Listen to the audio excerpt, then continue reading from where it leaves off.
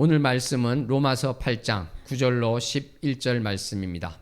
로마서 8장 9절로 11절 말씀 합독합니다. 만일 너희 속에 하나님의 영이 거하시면 너희가 육신에 있지 아니하고 영에 있나니 누구든지 그리스도의 영이 없으면 그리스도의 사람이 아니라 또 그리스도께서 너희 안에 계시면 몸은 죄로 말미암아 죽은 것이나 영은 의로 말미암아 살아있는 것이니라. 예수를 죽은 자 가운데서 살리신 이의 영이 너희 안에 거하시면 그리스도 예수를 죽은 자 가운데서 살리신 이가 너희 안에 거하시는 그의 영으로 말미암아 너희 죽을 몸도 살리시리라. 아멘. 기도합니다. 하나님 아버지 감사합니다.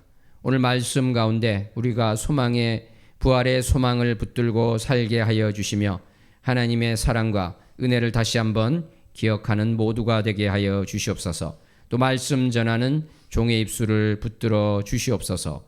예수님 이름으로 기도하옵나이다. 아멘. 사랑하는 성도 여러분, 오늘 말씀은 또 부활과 관련된 말씀이 있습니다. 이것이 또 어떻게 해서 그렇게 연결되는지 우리가 살펴볼 텐데요. 또 특별히 오늘은 육신과 몸으로 우리 성경에서 번역되고 있는 이 두 말에 대해서도 좀 자세히 살펴보기를 원합니다. 먼저 오늘 말씀을 보면은 이런 내용이 있는 것이죠. 하나님의 영이 거하시면 우리가 성령 안에 있는 것입니다. 이것은 선택사항이 아니고 그리스도의 영이 없으면 예수님의 것이 아닙니다. 크리스찬이 아니라는 것이죠. 우리 몸은 죄 때문에 죽은 것입니다. 그렇지만 성령님께서 생명이시기 때문에 의 때문에 의 있죠. 의, righteousness. 예수님을 살리신 분이 바로 하나님 아버지신데 그분의 영이 거하시면 우리 죽을 몸을 살리십니다. 바로 그의 영, 성령 때문에 그러한 것입니다. 이 말씀을 우리가 9절부터 하나하나 살펴봤으면 좋겠습니다. 9절 말씀 다 함께 합독합니다. 만일 너희 속에 하나님의 영이 거하시면 너희가 육신에 있지 아니하고 영에 있나니 누구든지 그리스도의 영이 없으면 그리스도의 사람이 아니라. 지난주에도 짧게 보았습니다만 여기 보시면 첫 번째 하나님의 영 나오고 있습니다. 그리고 두 번에 영에 있나니 이것은 성령이라고 말씀드렸습니다. 하나님의 영이 나왔고 성령님이 나왔습니다. 그리고 그리스도의 영 이렇게 나왔죠. 그러니까 사실은 이것은 길게 쓸 것을 짧게 쓴 것이다 이렇게도 볼 수 있겠어요. 그러니까 하나님의 영, 성령, 그리스도의 영인데 이것을 하나님의 영으로 다 바꾸면 어떻게 되겠습니까? 너희 속에 하나님의 영이 거하시면 너희가 하나님의 영 안에 있나니 하나님의 영이 없으면 그리스도의 사람이 아니라. 이 말씀을 이렇게 표현했다고 할 수 있고요. 또 성령님으로 다 바꿔도 마찬가지입니다. 너희 속에 성령님이 거하시면 너희가 성령 안에 있나니 누구든지 성령이 없으면 그리스도의 사람이 아니라. 이렇게 해도 되는 것이죠. 또 그리스도의 영으로 옮겨도 똑같은 말이 됩니다. 너희 속에 그리스도의 영이 거하시면 너희가 그리스도 영 안에 있나니 누구든지 그리스도의 영이 없으면 그리스도의 사람이 아니라. 이렇게 되는 것이죠. 이 말씀을 하고 있는 것이다 이렇게 볼 수 있겠습니다. 영에 있나니 육신에 있지 아니하고 이렇게 되어 있는데요. 이 원어로 보면은 영 안에 있다. 육신 안에 있다. 이 육신은 헬라어로 사륵스라고 합니다. 따라해볼까요? 사륵스. 요거를 우리가 좀 이따가 자세히 살펴볼 텐데 몸하고는 조금 다른 의미로 쓰고 있습니다. 그런데 이 성령님, 하나님의 영, 그리스도의 영이 없으면 그리스도의 사람이 아니다 본문에 이렇게 되는데 원어를 보니까 그의 것이 아니라 그리스도의 것이 아니다. 그리스도에게 속하지 않았다 이렇게 되는 것입니다. 그러니까 우리가 성령님이 계시지 않으면 우리 안에 바로 우리가 그리스도의 것이 아니다. 크리스찬이 아니게 되는 것입니다. 그러니까 우리가 크리스찬입니다 고백할 때는 누구나 바로 우리 예수 그리스도를 나의 구주로 영접하고 성령님이 내 안에 계신다. 성령님도 영접하여서 성령님을 모시고 있는 자다. 이러한 고백이 된다는 것을 우리는 알 수 있을 것입니다. 10절 말씀 합독합니다. 또 그리스도께서 너희 안에 계시면 몸은 죄로 말미암아 죽은 것이나 영은 의로 말미암아 살아있는 것이니라. 아멘. 지금 성령님이 계신데 바로 성령님은 하나님 아버지의 영이고 예수 그리스도의 영이십니다. 이분이 우리 안에 계실 때 우리 몸은 죄로 말미암아 죽은 것이나, 여기서 이제 몸이 나왔죠. 몸은 아까 말씀드린 헬라어랑 또 다른 소마라는 헬라입니다. 소마. 이 몸은 죄로 말미암아, 여기서는 번역이 정확하지 않은데, 왜냐하면 여기서는 죄 때문에라고 이제 옮겨야 되죠. 죄 때문에 죽은 것이나 영은 의 때문에 살아있는 것이다. 이렇게 되는데, 물론 이제 이렇게도 옮길 수 있겠습니다만, 우리가 이제 영이라고 했을 때 이제까지 8장에서 나온 모든 영은 성령님을 가리킵니다. 그래서 우리 성경에는 이 나의 영이라는 이러한 그 뉘앙스를 주고 있는데, 실제로 이것은 성령님이다, 이렇게 봐야 될 줄 믿습니다. 11절 가면 이제 더 확실하게 되는데, 그래서 이것을 이제 성령님은 이렇게 되는데, 살아있는 것이다도 어떻게 되냐면 성령님은 의 때문에 생명을 주신다, 이렇게 옮겨야 되겠습니다. 성령님께서는 의 때문에 생명을 주신다. 주신다는 말은 없지만 성령님은 바로 의 때문에 생명이시다, 이렇게 옮길 수 있는 것이죠.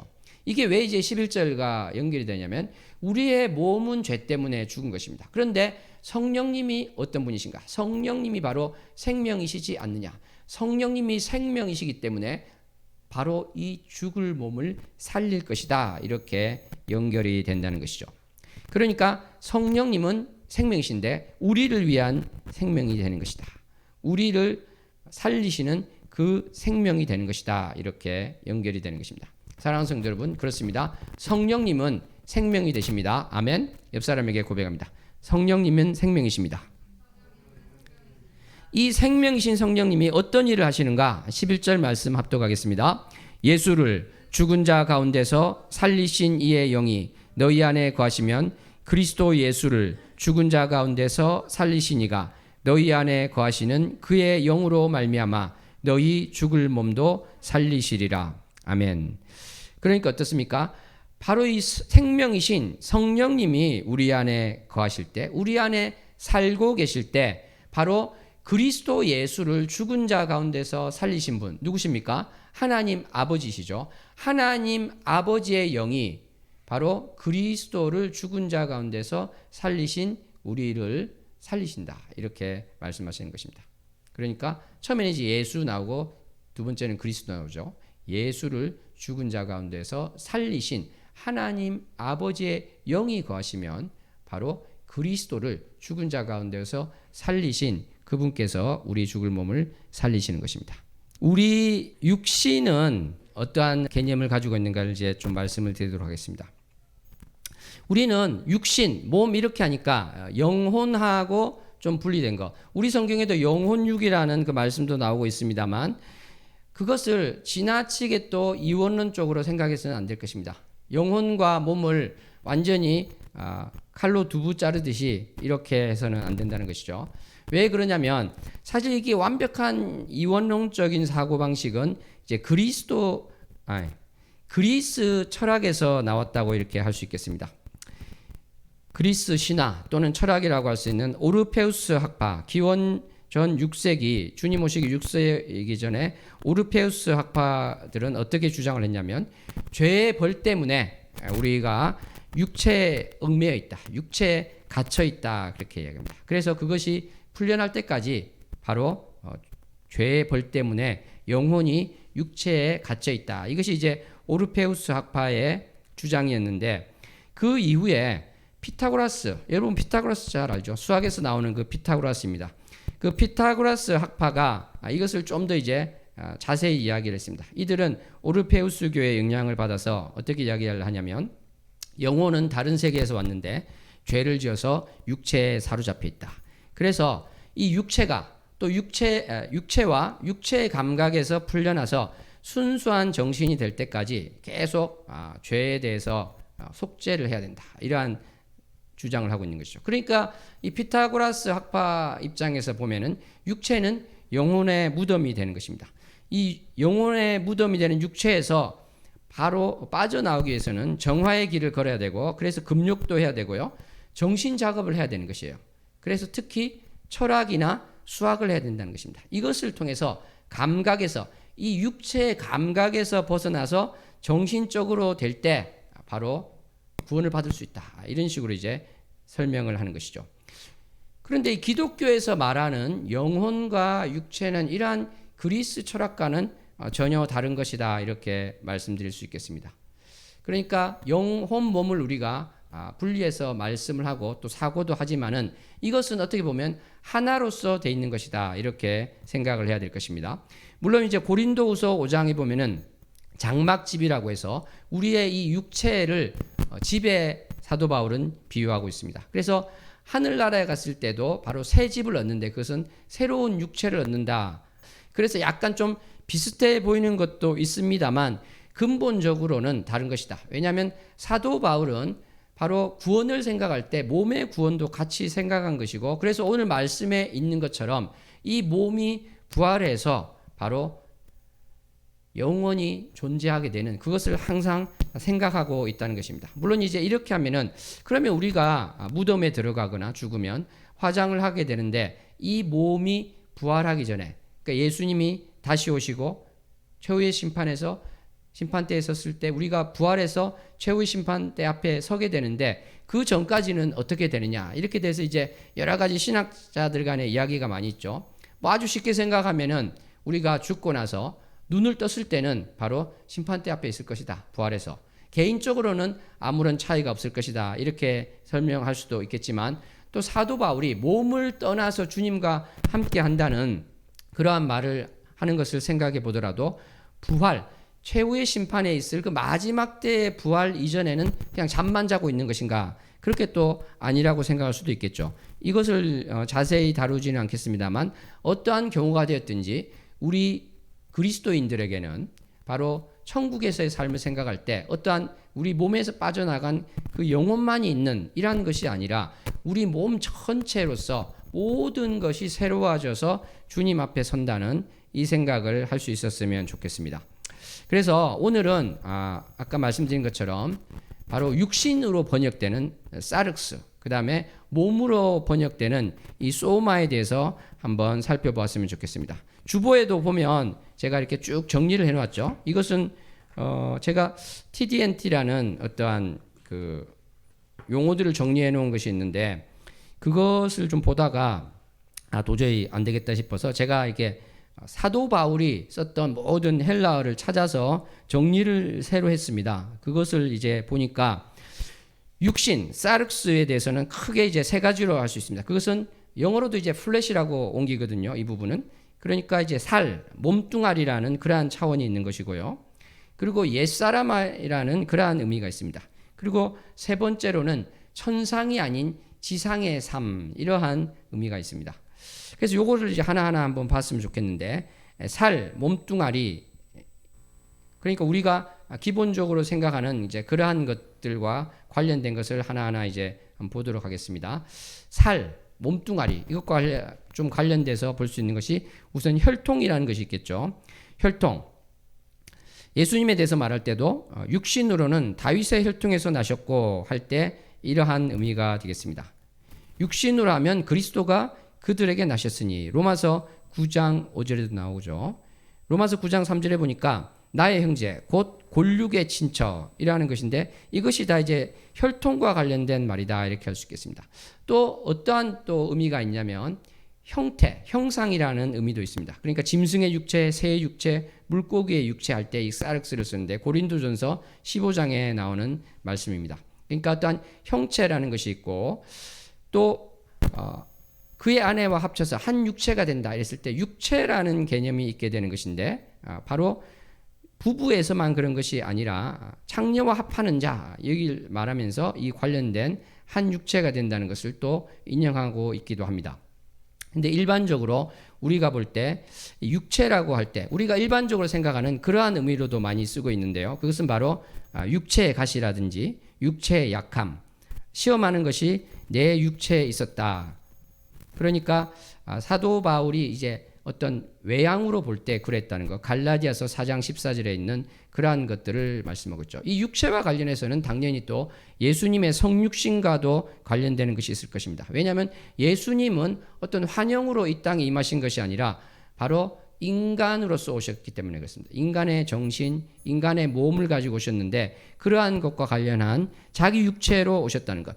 막힌 담을 자기 육체로 오셨다. 에베소서 2장 14절에도 바로 사르스 그 의미로 쓰고 있습니다. 또 그의 육체의 죽음.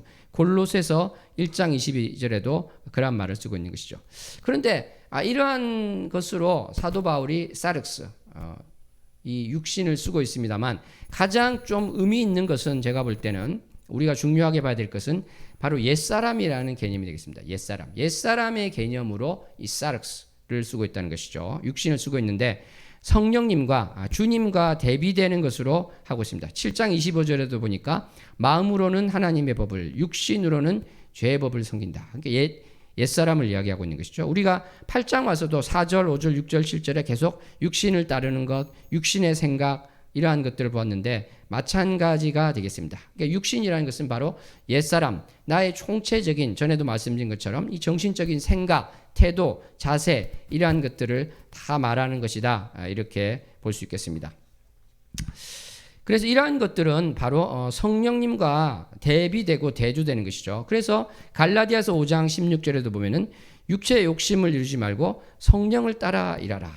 17절에도 육체의 소욕은 성령을 거스린다. 이렇게 하면서 바로 이 옛사람의 것과 성령님이 대조되는 것이 나오고 있습니다. 갈라디아서 6장 8절도 마찬가지라서 육체를 위해서 심는 자 그리고 성령을 위해서 심는 자를 구분하고 있는 것입니다. 또 골로새서 2장 5절에 가니까 육신으로는 떠나 있으나 심령으로는 너희와 함께 있어. 이러한 것을 볼 때도 이것이 우리가 생각하는 어떠한 것과 좀 연관이 되는 것을 알 수 있죠. 요거는 약간 이제 성령인 성령인데 우리가 다음에서 살펴볼 소마와 좀 더 연관이 되는 것이 되겠습니다. 골로새서 2장 5절은요. 그리고 이 성령과 바로 대비가 안 되어도 그러한 의미가 이제 내포되는 것이 많이 나오는데요. 로마서 6장 19절에도 육신이 연약함으로, 로마서 7장 5절에도 육신에 있을 때, 고린도후서 1장 17절에도 육체를 따라 계획해서 어떤 사람도 육신을 따라 알지 아니하노라. 고린도후서 5장 16절에도 그렇습니다. 그러니까 이것이 전체적으로 옛사람을 지금 이야기하고 있구나.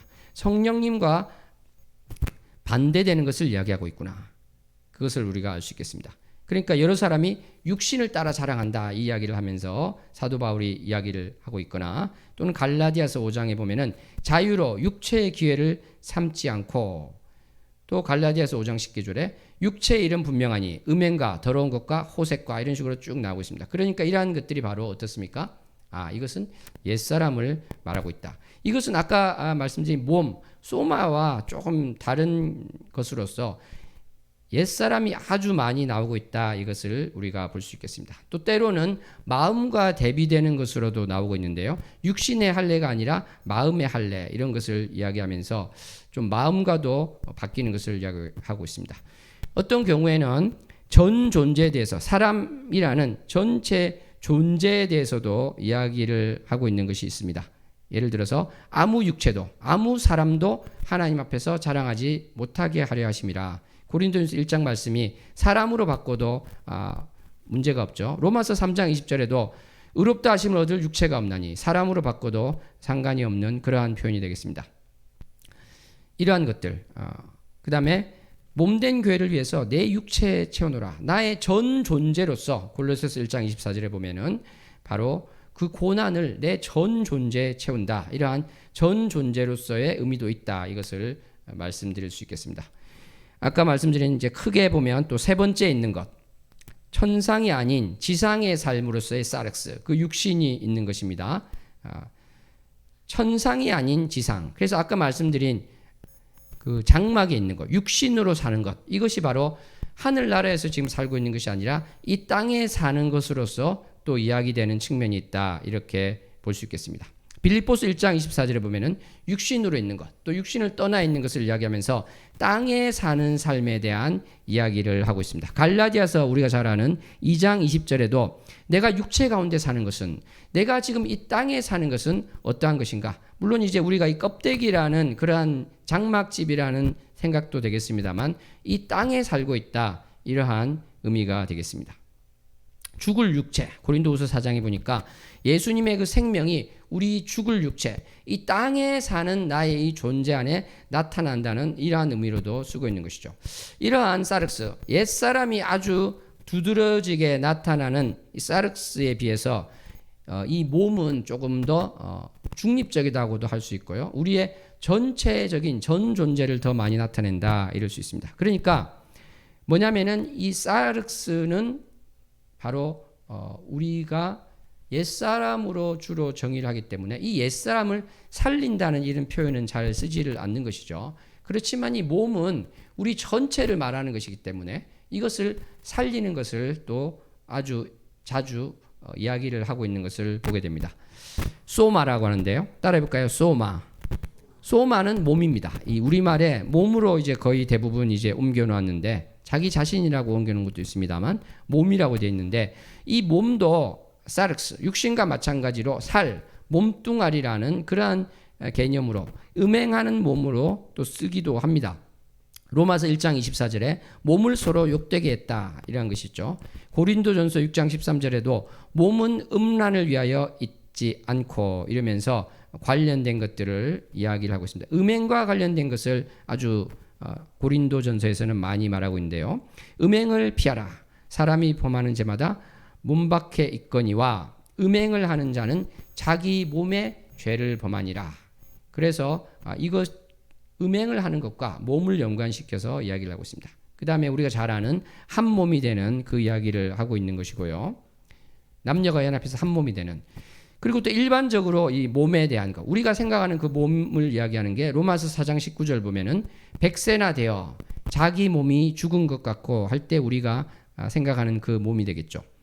또 고린도전서 7장 4절에는 아내는 자기 몸을 주장하지 못하고 할 때도 우리가 생각하는 그 몸이 되는 것이고, 또 고린도후서 10장 10절에 보니까 몸으로 대할 때는 약하고, 그러니까 우리가 직접 보는 것이죠. 그 몸을 보는 것입니다. 직접 만나서 그러한 것이 또 있는 것이죠. 아까 우리가 본 것처럼 성육신하는 바로 그리스도의 몸, 그리스도의 몸으로 말미암아 율법에 대하여 죽임을 당하셨으니 로마서 7장에 있는 것처럼 바로 성육신과 관련된 것으로도 소마, 이 몸을 쓰고 있습니다. 골로새서 1장 22절 그의 육체의 죽음, 이것도 바로 몸의 죽음인데 육체로 옮겨놨죠. 그리고 이제 전 존재로서 우리 사람 전체로서 말하는 몸이 있는데 이것이 이제 오늘 본문과 관련된 또 중요한 말씀이다, 이렇게 할 수 있겠습니다. 그러니까 로마서 8장 23절에 가니까 우리 몸의 속량을 기다린다. 우리 몸, 우리 전체의 속량을 기다린다, 이렇게 나오죠. 고린도전서 13장 3절에 보니까 내 몸을 불사르게 내어줄지라도, 나의 전체를 불사르게 내어줄지라도, 이렇게 하는 것이죠.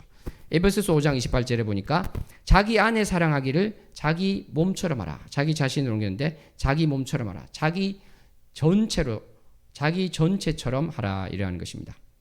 우리가 잘 알고 있는 로마서 12장 1절에도 너희 몸을 하나님이 기뻐하시는 거룩한 산 제물로 드리라. 너의 몸, 너의 전체를 드리라, 이렇게 이야기를 하고 있는 것입니다. 사랑하는 성도 여러분, 이렇게 이 몸은 전체로서 이야기를 하고 있는 것이고, 또 이 몸은 사륵스와 마찬가지로 죄의 몸과도 관련되는 말씀이 나오고 있습니다. 로마서 6장 6절에 죄의 몸이 죽어, 이렇게 나오는데 사실은 이 몸에는 죽는다는 개념이 좀 많이 나오고 있어요. 로마서 6장 12절에도 너희 죽을 몸, 이렇게 나오고 13절에도 보니까 로마서 8장 몸의 행실을 죽이며, 이렇게 돼 있고 골로새서 2장에 가니까 육의 몸을 벗는 것, 이것을 이야기하고 있습니다.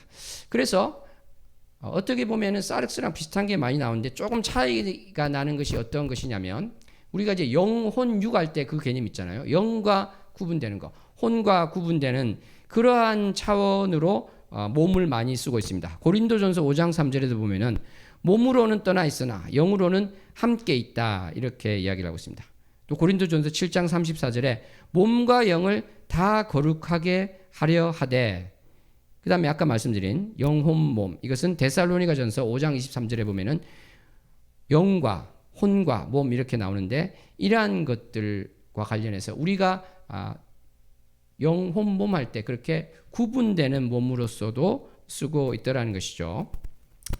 대표적으로 또 고린도후서 12장 2절에 가니까 몸 안에 있었는지 몸 밖에 있었는지를 모르거니와 할 때 우리가 생각할 때 어떤 영혼이 좀 빠져나가는 것 같은 그러한 뉘앙스를 주는 것과 비슷하구나 이렇게 볼 수도 있겠습니다. 그런데 이제 우리가 주님 앞에 서게 된다고 할 때 몸을 떠나서 주와 함께 한다 이럴 때는 아까 말씀드린 그러한 차원도 있지만은 이 땅에 있지 않고 하늘에 있다 그러한 의미가 또 되겠습니다. 고린도후서 5장 10절에도 보니까 몸으로 행한 것을 따라 받으려 함이라 이렇게 되는데 그것은 바로 이 땅에서 행한 것이라는 그러한 것과도 관련이 되는 것이죠. 근데 아까 말씀드린 것처럼 이 소마 몸은 죽음과 아주 많이 관련되어서 로마서 7장 24절에 보니까 이 사망의 몸에서 누가 나를 건져내랴. 그리고 오늘 본문 말씀 보니까 어떻습니까? 몸은 죄로 말미암아 죽은 것이나 이렇게 나옵니다. 이렇게 죽을 수밖에 없는 몸. 그것은 당연한 것이죠. 그렇지 않습니까? 우리가 바로 무덤에 들어가면 이 몸이 다 죽은 것이 모든 사람에게 또 확인되는 것입니다. 그런데 오늘 말씀 보니까 이렇게 죽을 몸이 성령님께서 우리와 함께 하시면 우리 안에 계시면 그것을 살리신다. 그러한 말씀이 있게 되는 것입니다. 사랑하는 성도 여러분, 성령님께서 바로 이러한 우리의 몸을 살리신다. 이것은 우리가 지금과 같은 이 몸과 똑같이 되는 것이 아니라 영광체로서 우리를 살리시게 됩니다. 우리가 정말 어떻게 보면 눈부신 그러한 몸으로서 살게 된다. 그래서 고린도전서 15장 40절에 보니까 하늘에 속한 형체가 있다 이러한 표현을 하고 있는데요. 그것은 바로 우리가 이 땅에서 보던 자와는 다른 자로 우리는 부활될 것이다 이렇게 알 수 있겠습니다. 그래서 우리가 지금은 얼굴에 뭐가 나기도 하고 머리카락이 좀 빠지기도 하고 주름이 지기도 하고 그렇지만 우리가 부활할 때는 정말 아름다운 모습 우리가 볼 때 그 누가 봐도 정말 빛이 나는 그러한 모습으로 부활할 것이다. 우리는 이것을 성경의 말씀에 근거해서 알 수 있는 것이죠. 옆 사람에게 당신이 부활할 때 아름다움을 입을 것입니다. 당신이 부활할 때 아름다움을 입을 것입니다.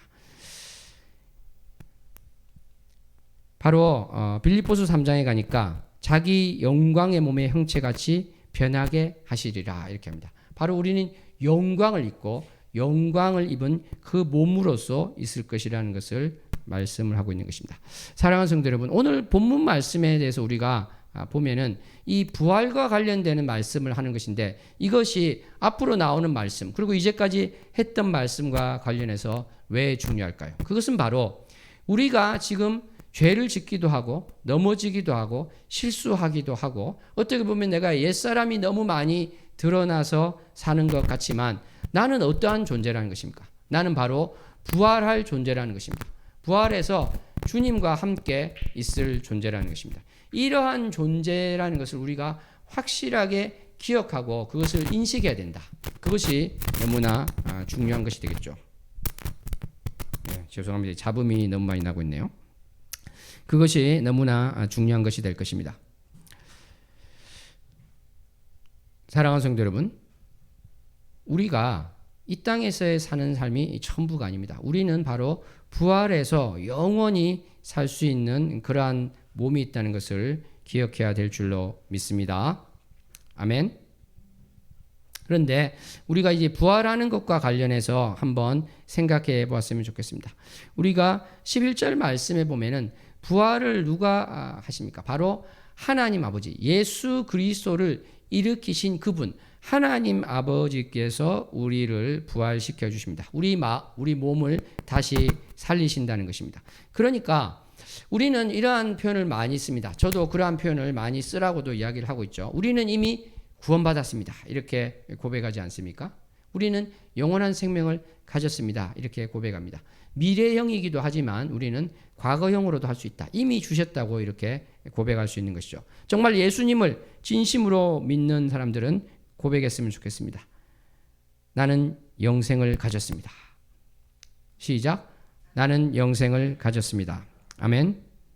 그런데 이것을 이렇게 가졌습니다. 가지고 있습니다. 현재, 과거로 해도 틀린 것은 아닙니다. 그런데 또 미래로 한다고 해서 미래로 하면 틀립니다. 또 그럴 필요는 없어요. 왜냐하면 그것이 다 맞는 것입니다. 미래만 맞고 과거형으로 하면 절대 안 된다. 이것도 틀린 것이고 미래형을 쓰면 절대 안 된다. 이게 또 틀린 것이죠. 그 어느 것만 써야 되는 것이 아니라 사실은 다 써야 되는 것이다. 이렇게 할 수 있는 것이죠. 그런데 우리가 조심해야 될 것은 우리가 과거형으로 쓸 수 있다고 해서 나는 이제 영생을 가졌어. 나는 이미 구원받았어. 그러니까 하나님은 이제 필요 없어. 이렇게 할 수 있을까요? 그거는 안 된다는 것이죠. 우리가 과거형으로 한다고 해서 하나님은 이제 나는 이미 영생을 가졌고 이미 구원을 받았으니까 하나님은 쓸모없다. 하나님은 안 계셔도 된다. 지금 그 이야기하는 게 전혀 아닙니다. 과거형으로 이야기하는 것은 무슨 의미냐면 우리가 최후의 심판대 앞에서 바로 유죄 판결을 받지 않을 것이 너무나 확실해서 과거형으로 쓸 수 있다는 첫 번째 그런 의미가 있는 것입니다. 그런데 그것이 어떻게 하나님하고 무관할 수가 있겠습니까? 바로 그러니까 오늘 우리 11절 말씀처럼 하나님께서 우리를 부활시켜 주시는 것이지 내가 스스로 부활한다는 게 아니라는 것입니다. 이 본문 말씀은 예수님에 대해서도 하나님께서 일으켜 주셨다고 했죠. 물론 예수님은 스스로 부활하실 수 있는 능력이 있습니다. 그렇지만 예수님께서 부활하실 능력이 있음에도 불구하고 사도 바울이 이렇게 표현한 것은 바로 아까 말씀드린 그런 것과 연관시키기 위함이기도 하고 또 예수님께서 바로 공생의 사역 기간에 바로 아버지를 높여드리면서 하셨던 그 모든 것들을 고려해서 말을 그렇게 전하고 있는 것입니다. 사랑하는 성도 여러분, 하나님 아버지께서 예수 그리스도를 일으켜 주셨습니다. 마찬가지로 우리가 부활하는 것도 내가 이제 영생을 가졌으니까, 내가 구원을 받았으니까 내 능력으로 되는 것이 아니라 바로 하나님께서 그렇게 하신다. 하나님께서 일으켜 주시지 않으면 사실은 일으켜 질 수가 없다. 내 힘으로는 할 수 없습니다. 내가 이 땅 가운데서도 내 힘으로 할 수 없는 것이고 성령님의 능력, 하나님 아버지의 계획하신 가운데 예수 그리스도를 목자로서 그 인도하심을 받아서만 가능한 것처럼 부활도 그렇게 된다는 것이죠. 우리는 이 고백을 해야 될 줄로 믿습니다. 고린도후서 4장 7절에는 우리가 이 보배를 질그릇에 가졌으니 이는 심히 큰 능력은 하나님께 있고 우리에게 있지 아니함을 알게 하려 함이라 고백하고 있습니다. 사랑하는 성도 여러분, 그렇습니다. 큰 능력이 우리의 이 썩어질 수밖에 없는 육체, 또 이미 썩어진 육체, 원자로 다 분해된 것마저도 다 부활해서 우리가 영광체를 입게 되는 것은 바로 우리의 능력이 아니라 하나님의 능력이다. 이것을 우리는 고백해야 될 줄로 믿습니다. 성삼위일체 하나님의 능력이 되신다. 이것을 우리는 고백해야 될 줄로 믿습니다. 아멘. 사랑하는 성도 여러분, 그리고 우리가 또 한번 보아야 될 중요한 것이 있습니다. 그것은 뭐냐면 바로 이러한 부활이 너무나 확실하다는 것인데 소마에 대해서 우리가 그 몸에 대해서 우리가 좀 더 다시 한번 돌아가서 보면은 그리스도의 몸이라는 것으로 사도 바울이 또 많이 쓰고 있는 것을 보게 됩니다. 바로 성령의 전으로서 쓰고 있지만 바로 우리의 몸이 그리스도의 지체이다 이렇게 이야기하고 있습니다. 고린도전서 12장 27절에도 보니까 너희는 그리스도의 몸이다 이렇게 이야기를 하고 있습니다. 우리 교회가 바로 몸된 교회라고 골로새서 1장 24절에도 하고 있는데 바로 예수님께서는 죽을 몸인 우리를 그리스도의 몸이다. 내가 그리스도의 몸의 지체다. 우리 교회 전체가 바로 한 몸으로서 그리스도의 몸을 이루고 있다. 이것이 바로 교회의 또 정의가 되는 것입니다. 교회의 머리는 그리스도가 되는 것이고 그리스도의 몸이 바로 교회다. 이것을 우리는 꼭 기억해야 될 줄로 믿습니다. 그러니까 우리는 그 그리스도의 몸의 한 지체가 되는 것입니다. 옆 사람에게 우리는 그리스도의 몸입니다. 우리는 그리스도의 몸입니다. 아멘.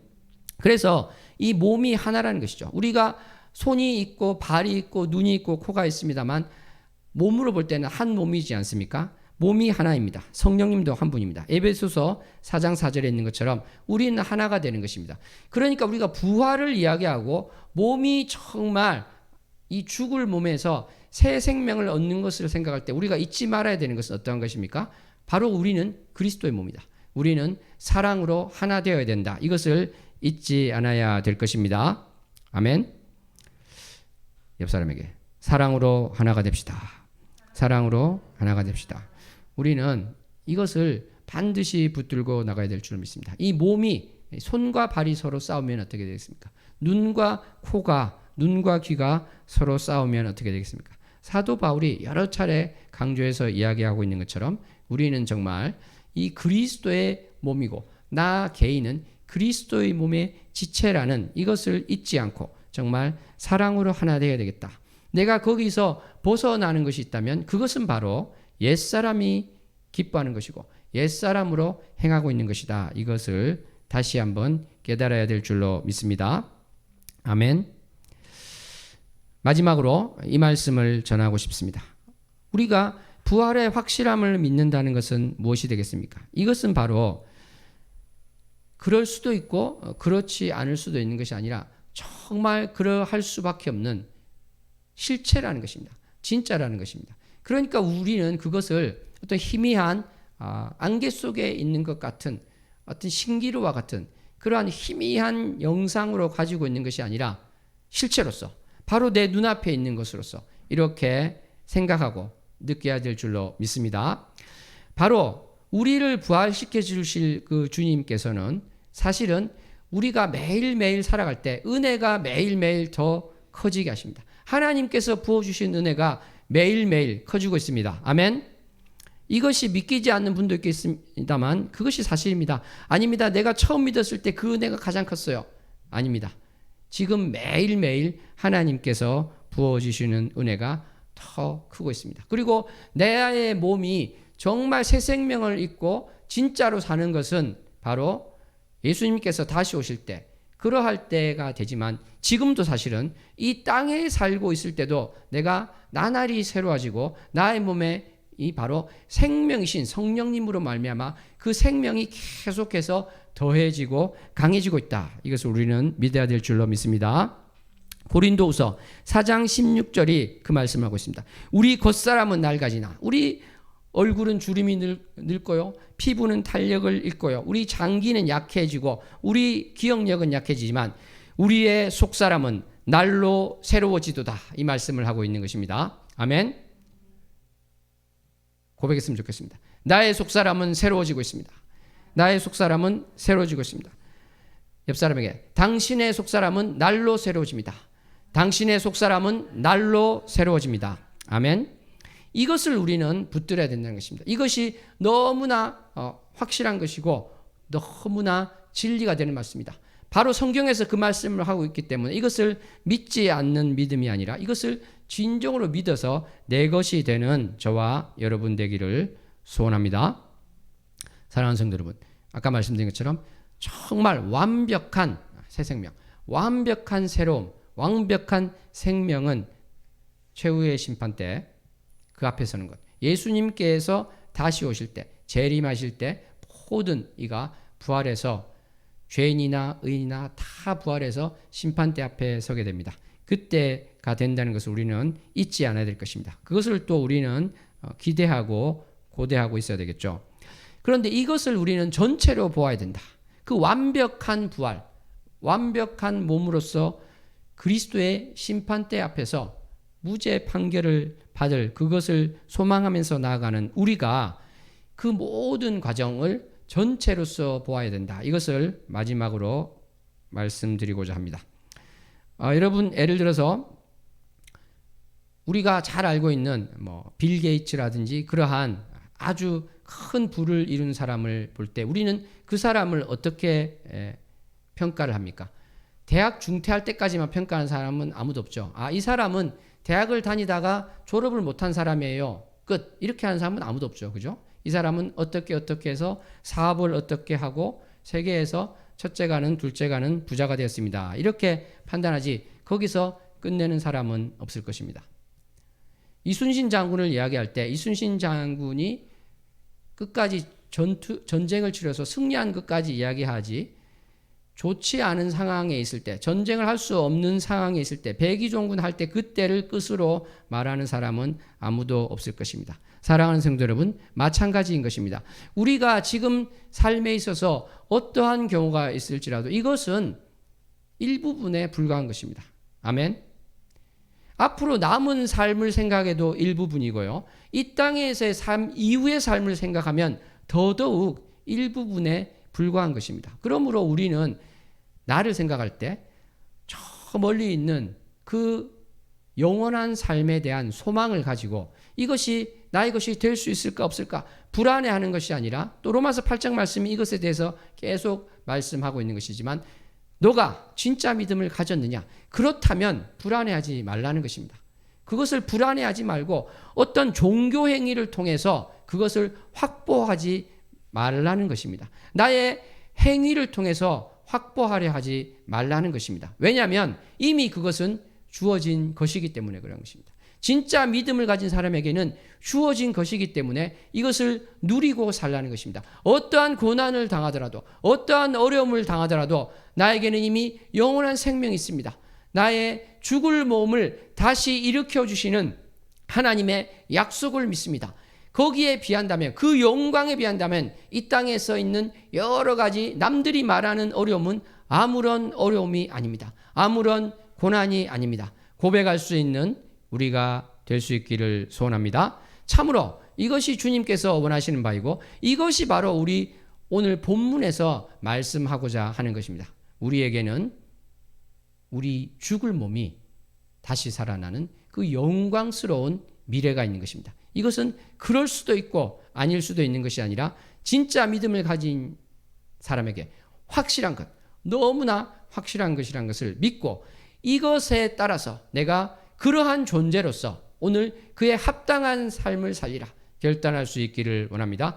책임감을 가지고 그러한 존재로서 지금 이 땅에서 하루하루 순간순간을 살아나갈 수 있는 저와 여러분 되기를 소원합니다. 기도하겠습니다. 하나님 아버지, 감사합니다. 오늘 말씀 가운데 참으로 우리 죽을 이 몸이 하나님께서 예수 그리스도를 다시 일으키신 것처럼 일으키심을 말씀하십니다. 이것을, 이 약속을 확실하게 붙드는 우리가 되게 하시고, 이것을 확실히 붙들어서 이 땅에서의 삶도 이것을 붙들고 믿고 소망함으로 말미암아 하나님이 원하는, 하나님께 영광 돌리는 삶이 될 수 있도록 인도하시고 이끌어 주시옵소서. 감사합니다. 사랑합니다. 예수님 이름으로 기도하옵나이다. 아멘.